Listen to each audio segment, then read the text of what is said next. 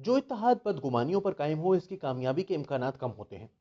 11 जमातों का इत्तेहाद Pakistan democratic movement तश्कील से पहले ही इख्तलाफात का शिकार हो गया था, और हिज़्ब इख्तलाफ की बड़ी जमातों में एतमाद का फुकदान वाज़ेह था, जिसकी दो बड़ी मिसालें मौलाना फजलुर रहमान के 2020 में लॉन्ग मार्च से पहले मुस्लिम लीग नून और पाकिस्तान पीपल्स पार्टी का राह फरार और चेयरमैन सेनेट के खिलाफ अदम एतमाद की तहरीक जो बाआसानी मंजूर हो सकती थी, उसकी नाकामी।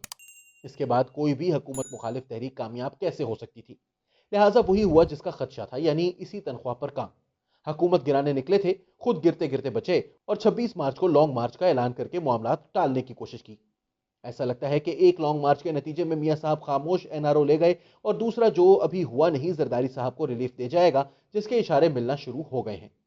पीडीएम की नाकामी की एक बड़ी वजह इसकी इंतहाई नाकिस हिकमत अमली थी। किसी भी लड़ाई से पहले अपने मुद्दे मुकाबिल की ताकत और कमजोरी को जाने बगैर मैदान में उतरना ही नाकामी की अलामत होता है। फिर अपनी ताकत और कमजोरी का अंदाजा लगाया जाता है। इस इत्तेहाद में इन दोनों चीजों की कमी नजर आई। अब अगर इमरान खान सेलेक्टेड हैं तो ये जायजा लेना जरूरी था कि सेलेक्टर्स अभी इसको तब्दील करना चाहते भी हैं या नहीं। अब मियां साहब तो अंपायर की मर्जी से मैदान में उतरते थे और फिर अंपायर से ही लड़ने लगते थे। खान साहब ने इनसे यही सबक सीखा कि जिसकी मर्जी और हिमायत से आए हैं, बस उससे लड़ाई नहीं लड़नी। जिस तरह हमारी आला अदलिया ने 2000 में जनरल रिटायर्ड परवेज मुशर्रफ को नजरिया जरूरत के तहत वो इख्तियार भी दे दिया जो उन्होंने मांगा भी नहीं था, हमारे कप्तान ने भी अपनी कामयाबी का राज इसी में जाना। रह गई बात जरदारी साहब की, तो उन्होंने अपनी कामयाबी पीपीपी का मज़ाहिमती डीएनए वफाहिमत में तब्दील करके हासिल कर ली। पीडीएम की नाकामी की दूसरी बड़ी वजह मुस्लिम लीग नून के कायद का बैरून मुल्क जाना और फिर वहीं का होकर रह जाना भी है। बदकिस्मती से 3 बार के वजीर आजम नवाज शरीफ साहब ने यह पहली बार नहीं किया।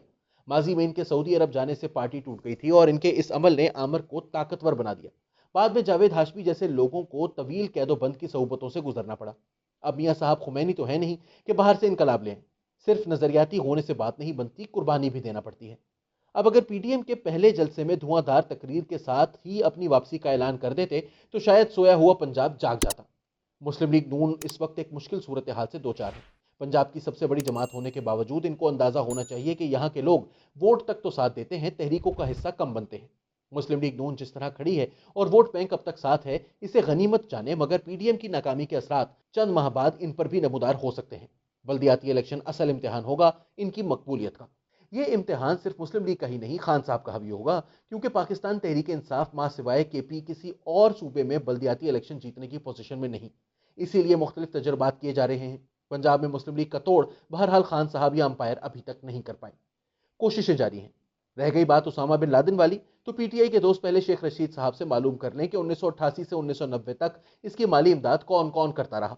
ये बाब खुल गया तो वॉल्यूम 10 से ज्यादा खतरनाक साबित होगा। इसलिए असगर खान केस की तरह ये भी बस अगर मगर का शिकार रहेगा। और कुछ नहीं तो दिफाई तज्जियाकारों से ही मालूम कर लें। सुना है हिसाब $10 मिलियन का है। रह गई बात पीडीएम के असेंबलियों से इस्तीफे या वजीर आजम से इस्तीफा लेने की, तो ये अब आते नजर नहीं आ रहे।